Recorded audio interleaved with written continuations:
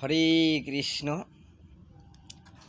অনেক ব্যক্তি রয়েছে যে তারা আগে অধর্মের পথে ছিল, বা তারা অনেক মদ মাছ মাংস বা আমিষ খাবার খেত, বা তারা অনেক দুর্নীতি করেছে, মানুষকে ঠগিয়েছে। তারা হয়তো এখন সাধু পথে এসেছে বা সৎ পথে চলার চেষ্টা করছে। এখন কিন্তু মানুষে অনেক রকম কথা বলছে বা অনেকে অনেক রকম মন্তব্য করছে তাদেরকে নিয়ে, যে আগে কত মানুষকে ঠকিয়েছে, কত দুর্নীতি করেছে, মদ মাছ মাংস খেয়েছে, এখন সাধু হয়ে গেছে। তো এই যে কথাগুলো যদি কোনো মানুষ বা কোনো ব্যক্তি যদি এরকম কথা বলে, এতে দুঃখ পাওয়ার কোনো কিছুই নেই।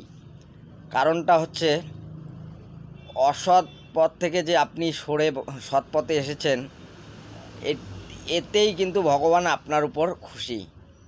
তাই আপনি কারো কথায় কান না দিয়ে আপনি আপনার ধর্মকে পালন করে যান, বা আপনি অসৎ পথ ত্যাগ করেছেন, সেই অসৎ পথে যাতে আর কখনো ফিরে না যান, সেই মনোভাব নিয়ে আপনি সৎ পথে চলুন। আপনার যত পাপ আপনি করেছেন, বা আপনার যত অসৎ কাজকর্ম আপনি করেছেন, সমস্ত কিছু কিন্তু আস্তে আস্তে নষ্ট হয়ে যাবে, তার প্রভাবটা নষ্ট হয়ে যাবে, বা আস্তে আস্তে আপনি কিন্তু পুণ্যের দিকে আগাবেন বা অনেক পুণ্য অর্জন করতে পারবেন। কারণ যারা অসৎ পথে আছে বা যারা অধর্মের পথে আছে, তাদেরকে ধর্মের পথে নিয়ে আসাটাই হচ্ছে, এটাই হচ্ছে ধর্ম, বা এটাই হচ্ছে আধ্যাত্মিক একটা লাইন।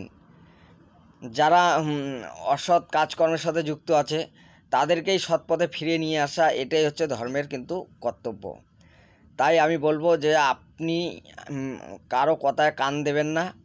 আপনি অসৎ কাজকর্ম যাই কিছু করেন না কেন, আগে করেছেন, এখন ধর্মের পথে এসেছেন, আপনি আপনার ধর্মকে এখন কঠোরভাবে পালন করবেন, যাতে আপনি আর কিছুতেই যাতে এই ধর্মের থেকে বিচ্ছিন্ন না হন। অবশ্যই ভগবান আপনার মঙ্গল করবে। আর আপনিও চেষ্টা করবেন যারা অধর্মের পথে আছে তাদেরকে ধর্মের পথে নিয়ে আসার। এটাই আপনার কাছে আমার দিক থেকে অনুরোধ রইল। আর আপনি কখনোই অধর্মের পথে ফিরে যাবেন না। তা হরে কৃষ্ণ। আমার কথায় যদি কোনো ভুল ত্রুটি হয় ক্ষমা করবেন।